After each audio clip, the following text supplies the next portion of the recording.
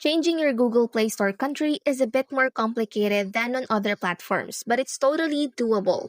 Whether you have moved or you're just traveling, I'll walk you through the correct way to switch your region so you can download local apps. First, here's what you need to know before you start. This is critical. You can only do this once a year. After you change your country, you can't change it back for 12 months. You must have a new payment method. Google requires a valid credit card or payment method with a billing address in the new country.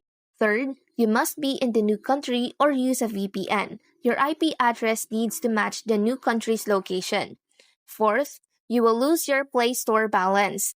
Any money in your old country's Google Play balance will be lost. Okay, with that out of the way, here are the steps to change your region directly on your Android phone.